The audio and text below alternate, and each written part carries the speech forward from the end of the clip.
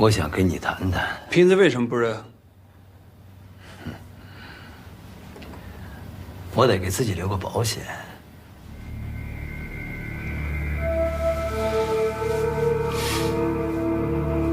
你要什么？我放在彭娟家的东西已经拿走了吧？那东西卖的钱我要一半，还有我要出去。我跟你说过了，无罪释放是不可能的。我顶多帮你争取一下，少判个几年。宋律师，你那么大本事，一定会有办法的。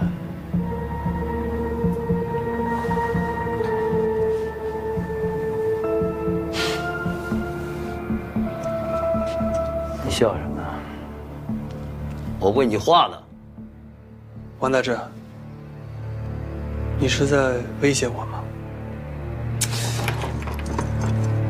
你信不信？我把他供出去。好啊。他叫什么？你知道他长什么样子吗？承认盗窃那种级别的文物，你一辈子别想出去了。宋白云，你阴我！我阴你干嘛呀？我为什么要阴你啊？凡事都是要讲究证据的。就算你现在把警察叫进来告发我宋白云，他们在我身上什么也查不出来。我还能告你一个诬陷罪，直接把你丢下不管。什么意思啊你？啊？我什么意思啊？我能有什么意思啊？还是那句话，我呢，争取一下，帮你少判个几年，免得跟你老娘松手。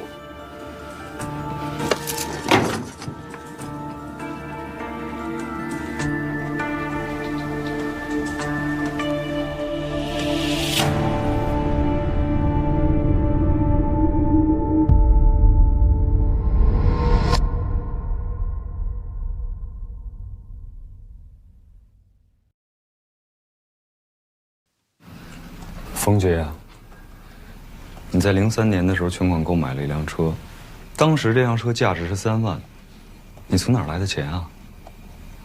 我存的。你存的。99年的时候，你的银行账户几乎没有存款，而且你每年收入都固定的，你从哪儿存的钱？我接了一个烧活，就赚了一笔。当时是谁找的你？接什么活？都10几年了，早忘了。停一下。忘了。公安调查了银行流水和车房购买记录，只有这个冯杰买车的钱来路不明，非常可疑。而且远浩在冯杰家卧室的床下面发现了另外一只瓶子。行啊，你们2位这回又给技术处理工了，辛苦啊！应该的，继续。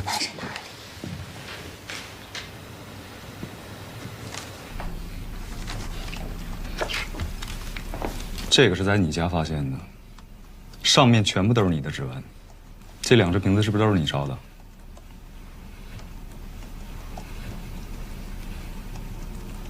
我们现在怀疑你有诈骗行为，而且涉嫌的金额巨大。我没有。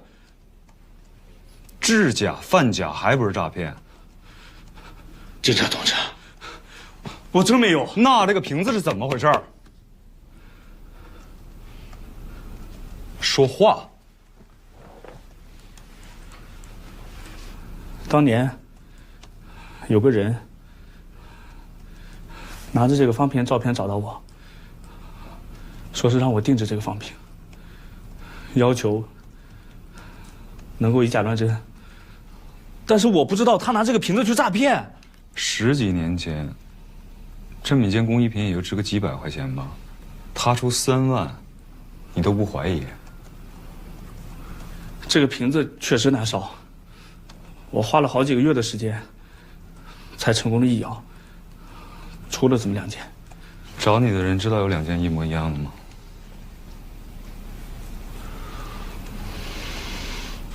我舍不得砸，我就留下了。这么多年，你一直都藏在床下面。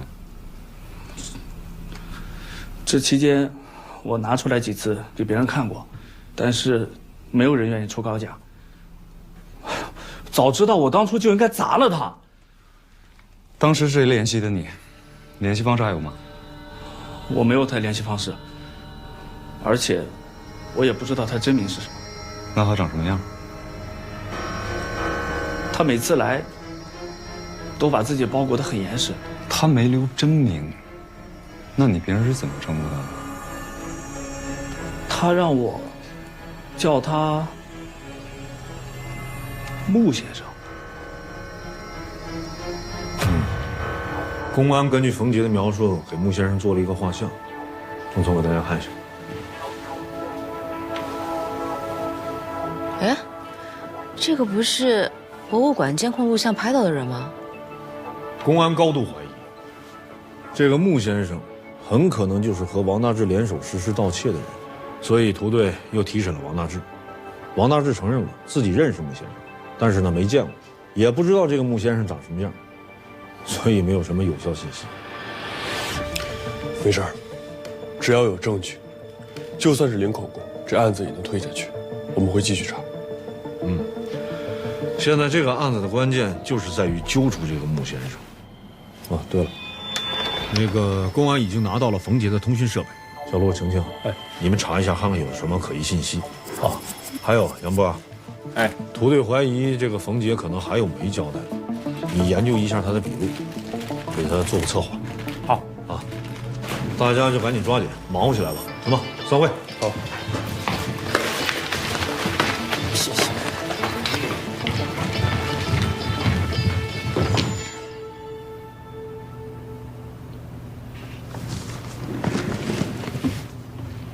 哎，这冯杰不是已经承认2个瓶子他做的了吗？你为什么还在看光谱检测呀？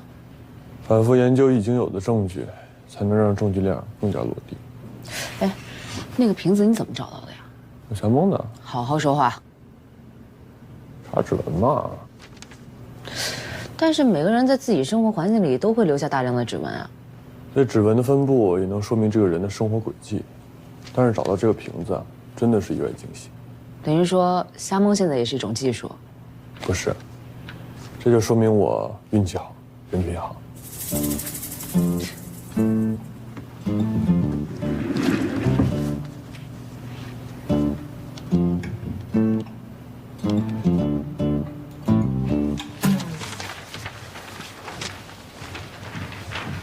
辛苦大家了啊！大周末的还得加班。公安呢，又询问了冯杰，冯杰终于在穆先生这个事儿上提供了一些新的线索。严重花粉过敏。怎么样？有什么看法？根据冯杰的交代，他说穆先生有严重的花粉过敏症状，我们可以作为一个参考点。很难，花粉过敏属于速发性过敏反应，有长期发作的可能，也有临时发作的可能。远浩说的也没错，但是关于穆先生的信息点，我们确实太少，所以一个点都不能放过。冯杰也交代，说他只记得这个穆先生开一辆黑色丰田车，至于型号、车牌没有印象了。公安去车管所调取了信息，03年，我市黑色丰田车保有量是3120辆，这是一个庞大的检查量，而且我们还不能排除他这个车是租的或者是借的，我们呢不能放过任何一个可能性。小陆啊，你也想一想，看看有什么好的方法能稍微查得快一点。现在仅有身高数据和花粉过敏2条信息，辅助性的参数还是太少了。要想继续查下去，可能还是很困难。我们想办法。行，抓紧时间弄起来，好吧？散会。好。老周，有没有我能负责的？等等吧，找着穆先生再说，好吧？啊。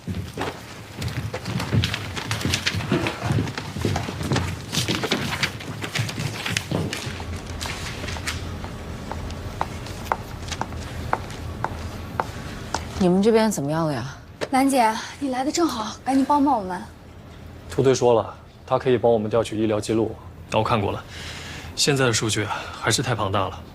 要想再缩小点范围啊，我唯一能想到的方法就是关联性推理法。咱们开始吧。来，芊芊，打开建模。哦。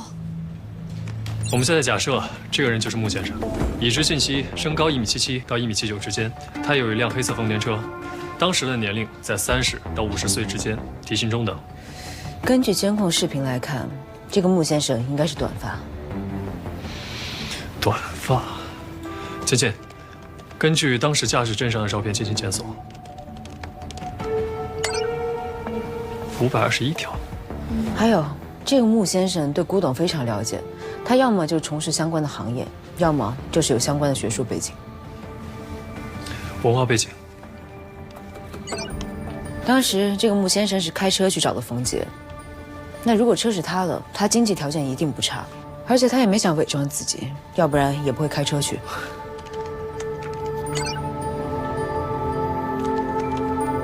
怎么那么像一个人呀？像谁呀？不可能。没什么，我能想到差不多这些了。你已经帮我们大忙了，剩下的就交给我们吧。芊芊，整理一下，发给兔队。好的。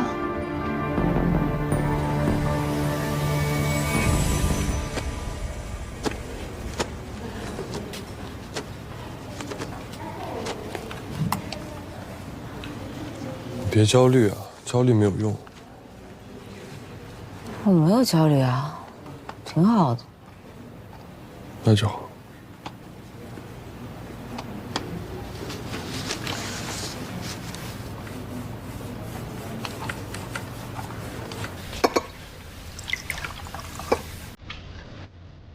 爸，秦叔叔是你最好的朋友，也是从小看着我长大的人。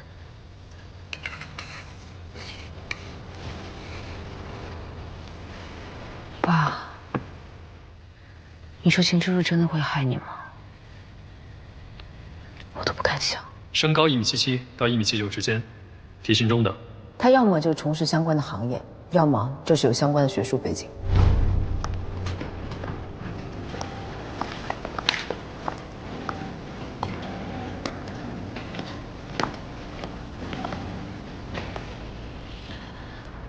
兰兰，叔叔知道，你这么多年还在查你爸那个案子。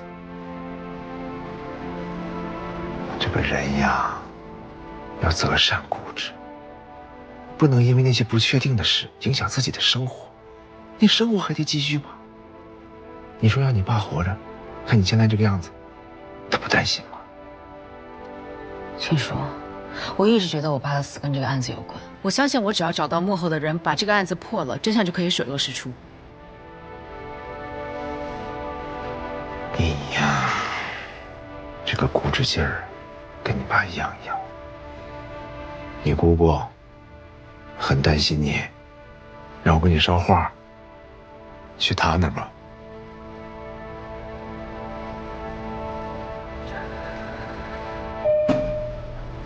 我走了。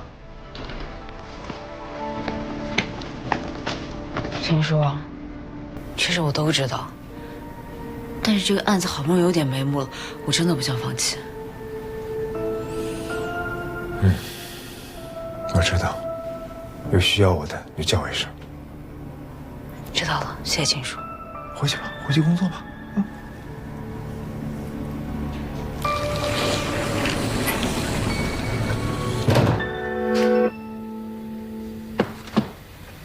怎么停电了呀？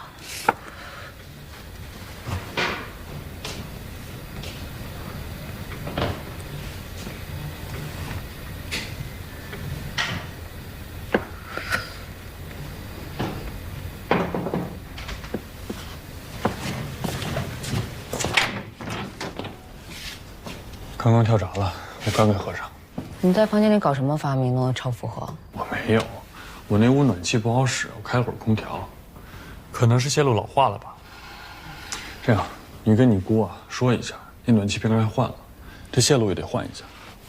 这个您拿着，总是跳闸也不行。走了。等一下，我有个问题想问你。如果你信任的人不是你想的那样，怎么办呀？很简单，该怎么办就怎么办。别人拼命想藏起来的东西，你非要去发现，这是你自己的选择。所以对于结果要认。可这是我的工作，不是我非要发现，是我没有选择。对，也要认，因为你的职业就是你的选择。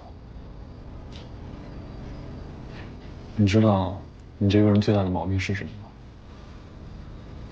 就是太容易感情用事，不冷静也不客观。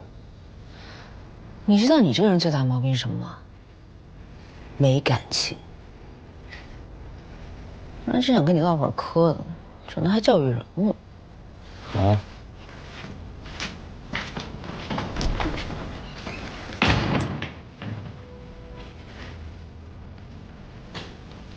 不行就是不行，这是违规。屠队人家已经按照小路给的方向去筛查了，我们只能等人屠队的消息，知道吗？我不是怕冯杰记错了吗？不能让屠队他们白忙活吗？林兰，案件是一个环节一个环节查，没有结果也是结果，不会白忙。你的心情我可以理解，但是请你记住，工作就是工作，着急容易犯错误，知道吗？来，老周，哎，来。啊，没事，怎么了？啊，我刚才查人体过敏的资料，发现这个冯杰的口供有点问题，但我不太确定，我想跟您商量商量。嗯，行，我会把你这个想法跟屠队说一下，啊。好。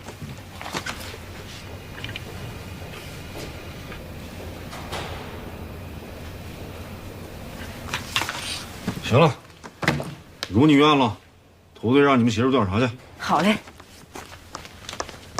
这样，你呢？这是你要的照片，谢谢。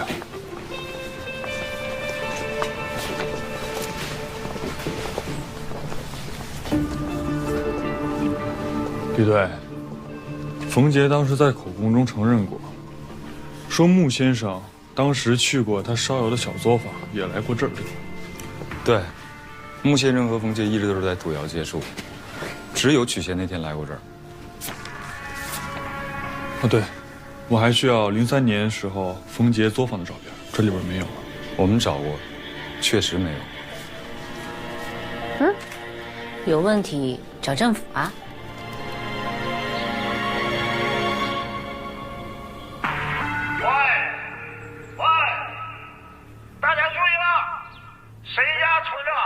2003年老冯家土窑的照片，麻烦送一趟村委会，麻烦送趟村委会啊，是这意思吧？是的，谢谢。协助你们公安同志破案，本来就是我们该做的。合影也行啊，只要背景是老冯家土窑就行，啊，你们都抓得起啊，我急着用啊。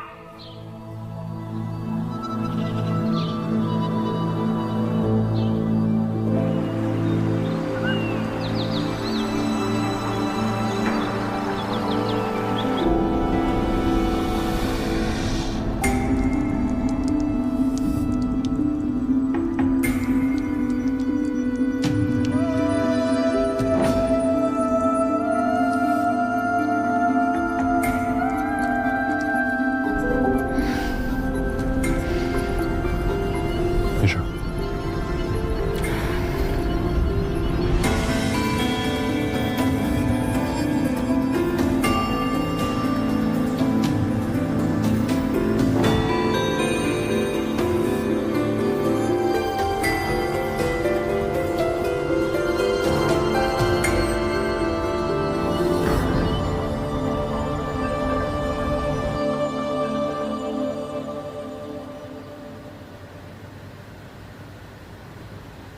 还不下班啊？怎么可能？我不等到结果，我是不会走的。你在看什么呢？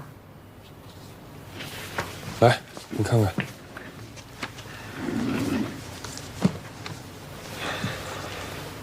你看出问题来了吗？我已经放弃思考，你能不能直接说？家里种了花，土窑附近也种了花。冯杰交代过，说穆先生去过土窑几次，但是没有出现过敏的反应。你的意思是，冯杰说谎，或者说，穆先生说谎。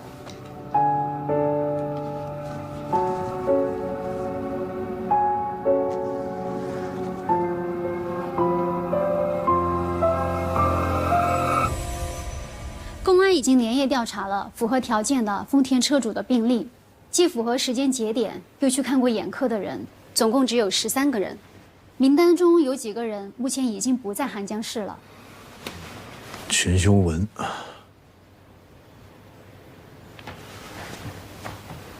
涂队跟我说过，秦修文专家跟你父亲是旧交，这次也请他帮着鉴定了。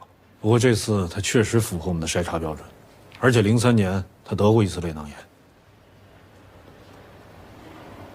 我觉着还是要把秦修文调查清楚，是吧？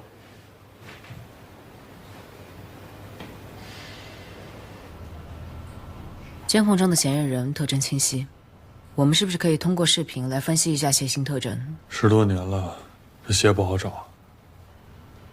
那行走动力定型和步伐特征分析呢？这事儿啊，你得找小陆。现在做不了，没有对比样本啊。明白。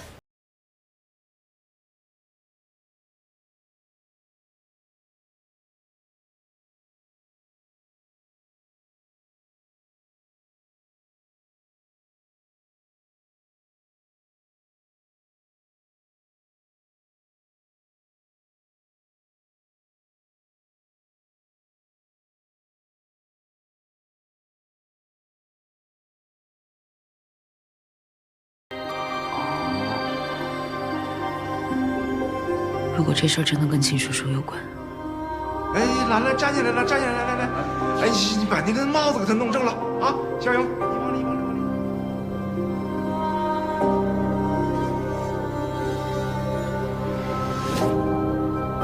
爸，你说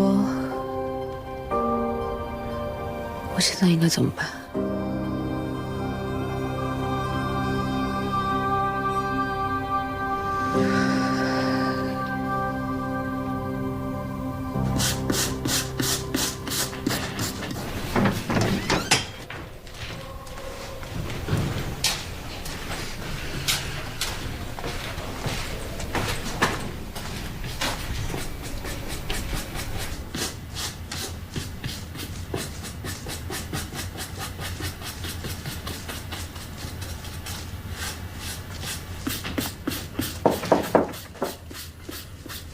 门没关。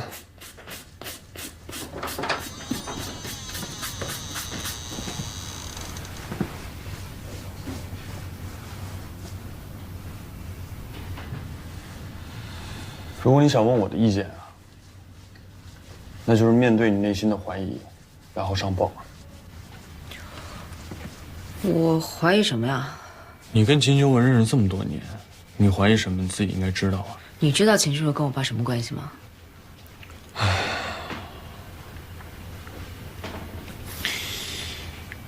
如果你不怀疑秦修文，那这个时候，你就应该第一个去查他，然后排除他的嫌疑，对吗？我是不想让秦叔叔心里不舒服。你是不是看出来，那个背影就是秦修文呢？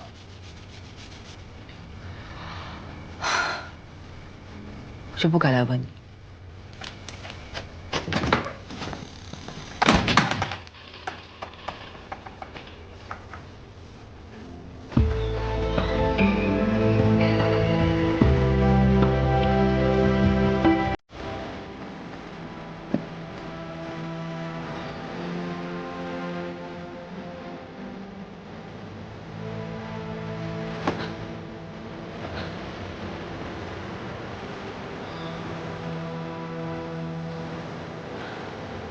目前没有办法比对嫌疑人的特征，因为缺少样本。如果你不怀疑秦修文，那这个时候，你就应该第一个去查他，然后排除他的嫌疑。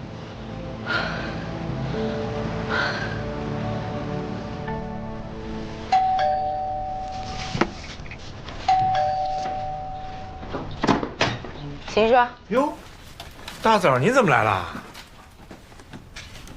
又抽烟。就一口，就一口。我今天去早餐店，看这油条现炸的特新鲜，像你好这口，马上给你买过来了。正好，我还没吃早饭呢。那你赶紧吃吧。好好好。哎呀，你这单身男人碗都不洗。啊，昨天小石东有事儿。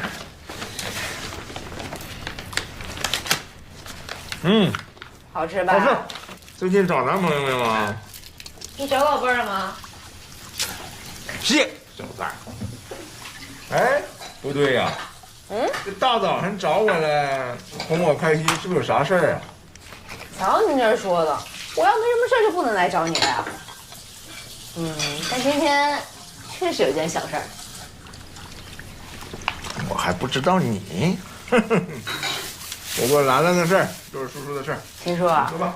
你这儿之前不是有很多古董书吗？我最近在查那个国宝案，我想找一些资料书看一下。就这点小事儿啊？你亲自跑一趟，你着急吗？着急。行，上来给你拿去。好，给你拿去啊。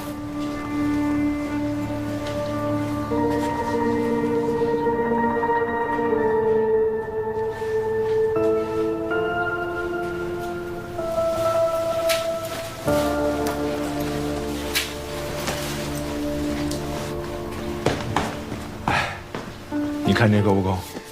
够了。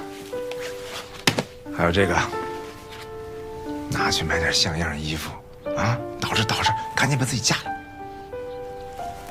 哎呀，我不要，等我嫁出去再说吧。嫁出去还有呢，我这没儿没女的，钱不都是你的呀？赶紧嫁啊！秦叔叔，那我先走了啊。你慢点开摩托。好嘞。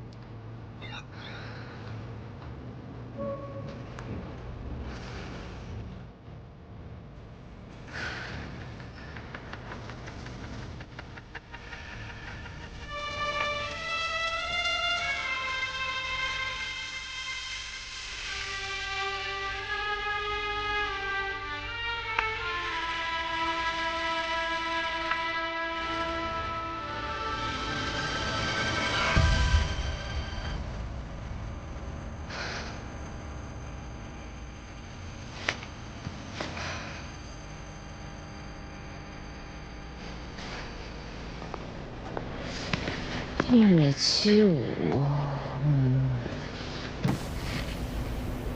这什么呀？秦叔叔的身高。哪儿来的？我今儿早拍的。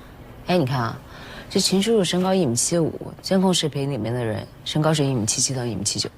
李兰，你私自去找秦修文，这属于违规调查呀。哦，但纪律就是纪律。我要找到确实的证据。那你把视频交给老钟，算是咱俩一块儿去的。不需要了，秦叔叔跟这个案子没关系。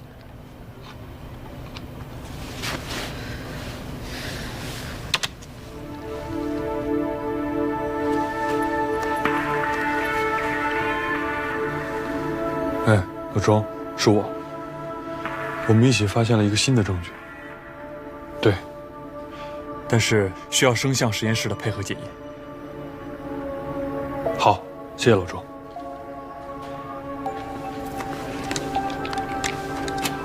哎，大拿来了。刚才老钟给我打电话了，你们要处理什么？不是我们，是他。哎，这有视频，帮我弄一下。没问题。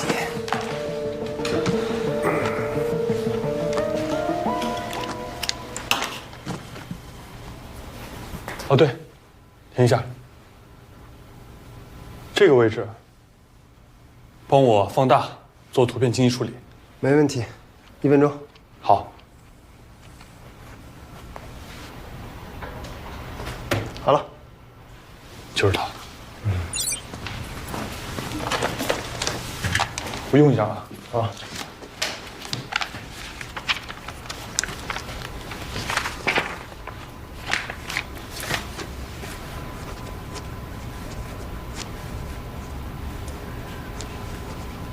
还有其他的吗？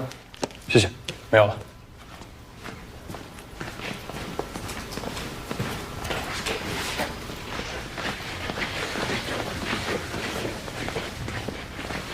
这上点年纪吃点保健品没什么问题吧？你要是觉得我说的不对，你就别跟着我了，行吗？哎，你们俩可真够可以的，吵架都吵到别人这儿来了。江年，这个带排查人员的就医记录你是不是都有啊？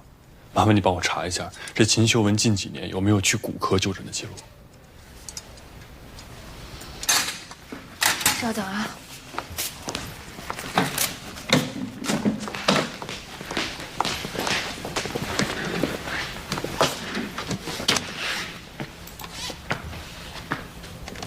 秦秀文，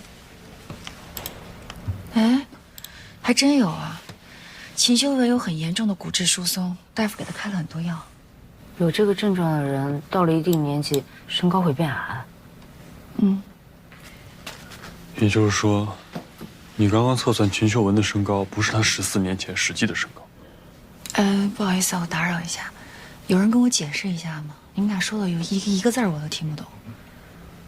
我会查清楚的。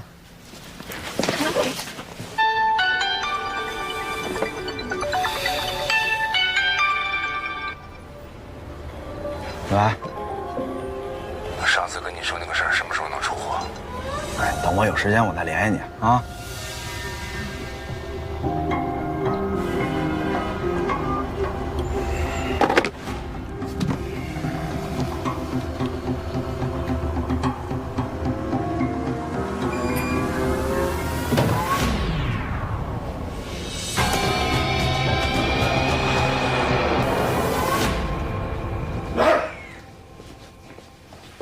您看看，跟你要的东西一不一样？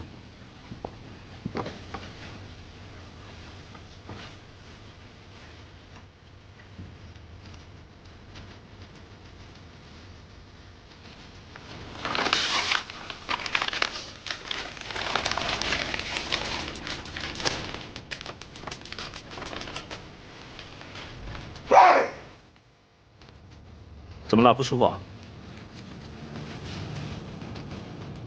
钱付对了。没问题，没问题。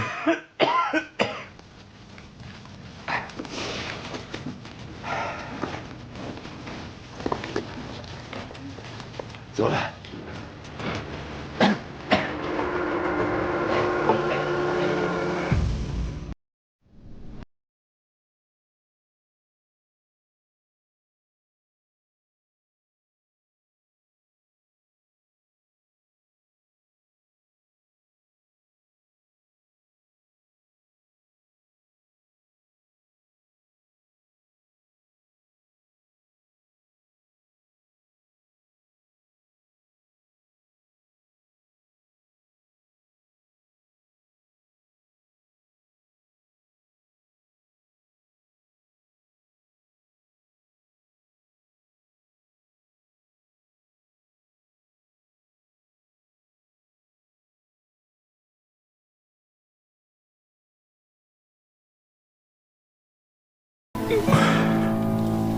管朋友借了点，给兰兰上大学用。可你都留给兰兰了，你自己不过了。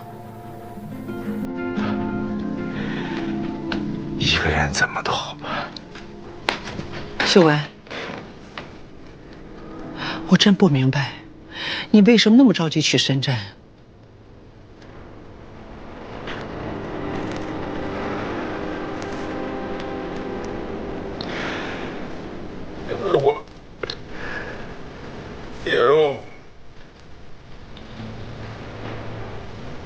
我要换个活法。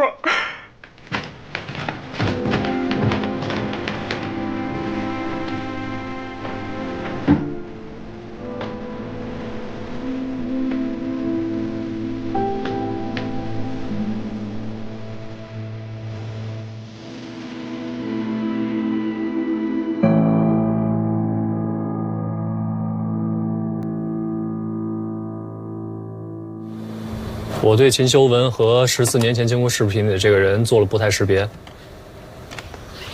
来，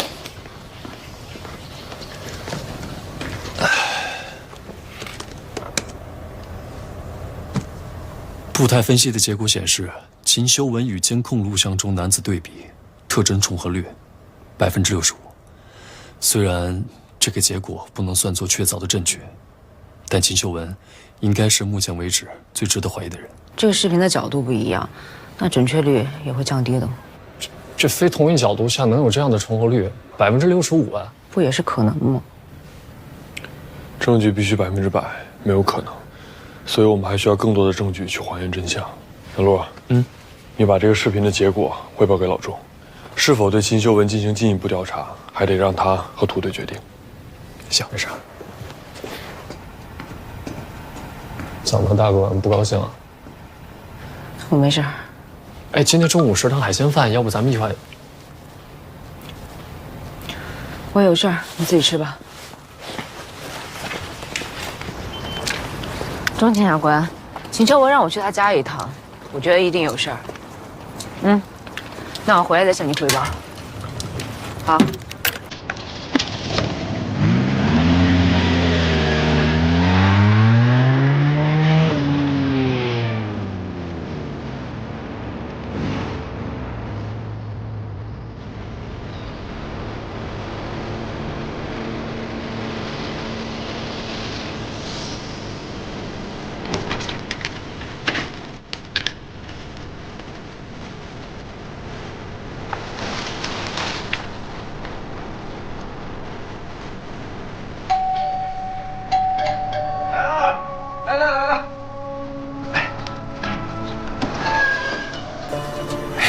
兰兰，不是让来吃晚饭吗？请说，你想说什么？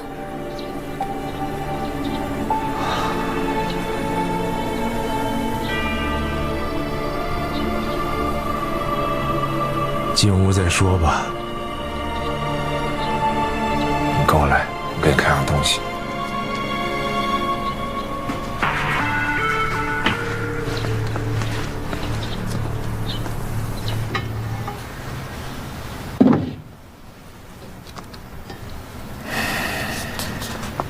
你跟我说这些，就是想说你和国宝案没有关系是吧？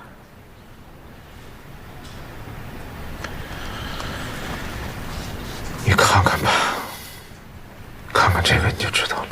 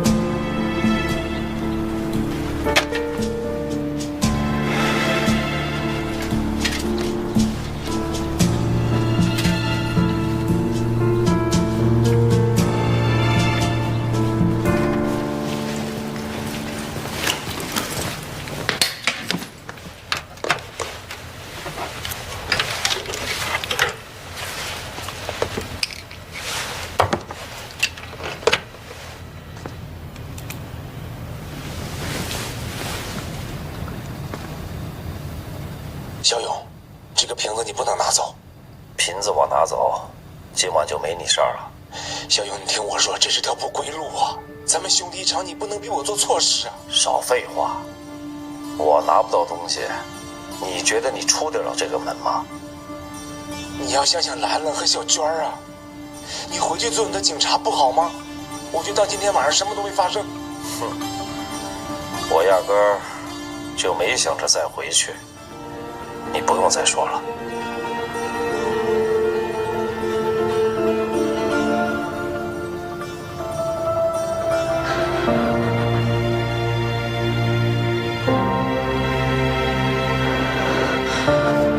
哎，从新修人家回来了。啊？新证据？别动！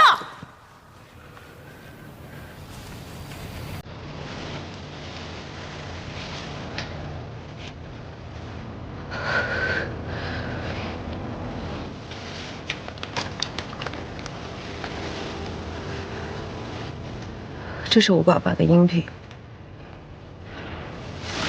麻烦你交给老钟。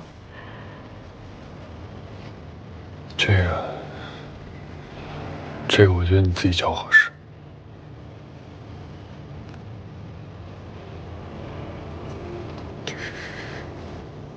拜托。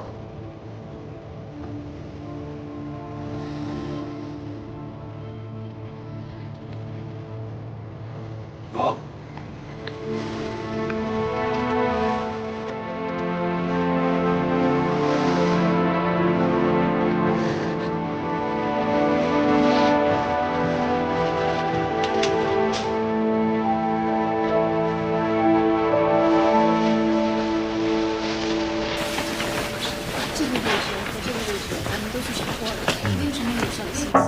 老周，来，老周，林兰中午的时候去找了趟秦秀文，回来的时候让我把这个交给你。这什么呀？我不知道。人呢？不知道。什么情况啊？而且他情绪还有点低落。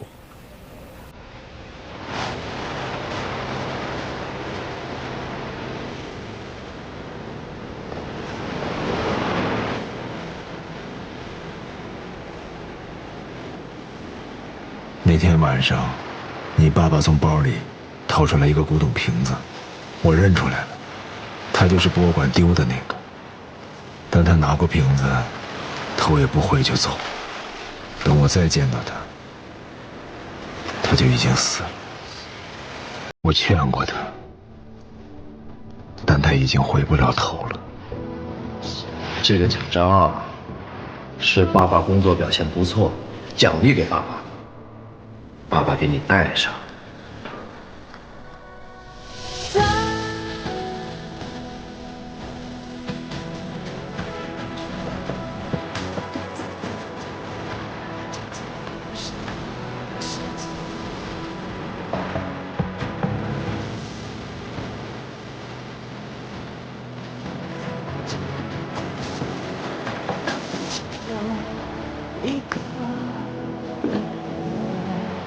你回去做你的警察不好吗？我就当今天晚上什么都没发生。哼，我压根儿就没想着再回去。你不用再说了。你马上整理一下，发给土队。好。通知技术处开会。是。哎，把燕初也请上。好的。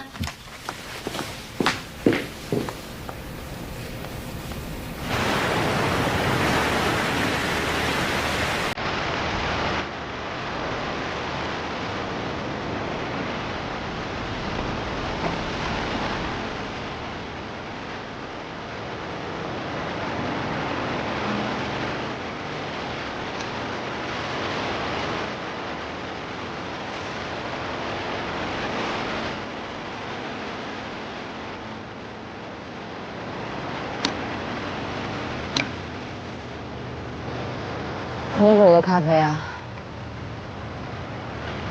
喝完杯子还我。你怎么会知道我在这儿？我上学那会儿啊，想不开的轴人都在这儿。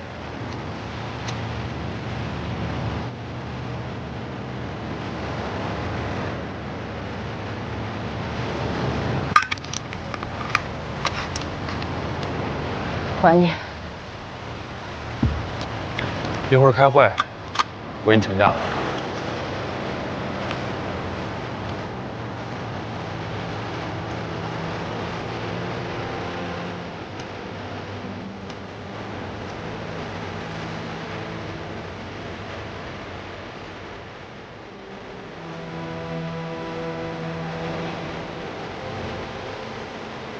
小勇，这个瓶子你不能拿走。瓶子我拿走，今晚就没你事儿了。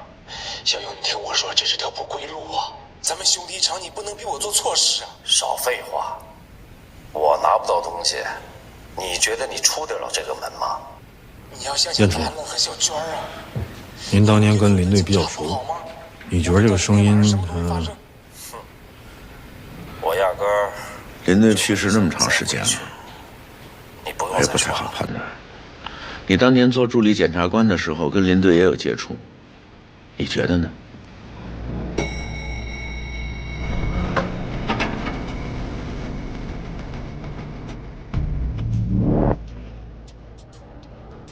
林队在公安干了这么多年，他的声像资料就一点都没有？没有。涂队也把这个音频给跟林队工作的老同事听了，他们听音频，听这个声音，感觉像，但是我觉得这个事儿不能凭感觉。哎，技术处能不能想想办法？钟处，这个事儿我们方便参与吗？方便。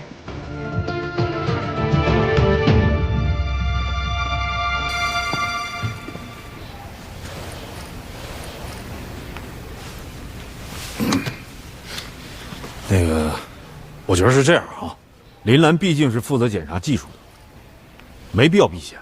如果林兰可以，我觉得我们可以正常进行。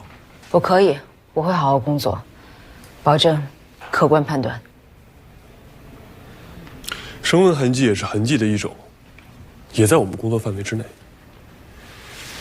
因为涉及到录音，所以现在需要声像组和电子数据组联合工作，包括语音语态的分析，当然也有心理组的支援。没问题，我回去验证一下音频的真假，看看有没有什么剪辑痕迹。我们这边也可以做同步数据分析。好，公安技术人员也在做同步，如果有结果，会第一时间向我们更新。那就先动起来吧，好吧？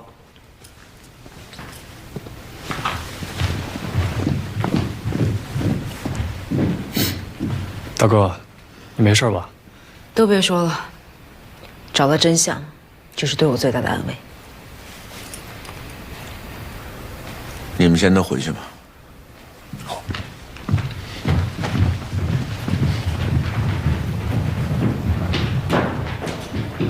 需要休息几天吗？不需要。如果你有话憋在心里不想跟我说，就去找江你他们几个去聊聊。我知道，放心吧。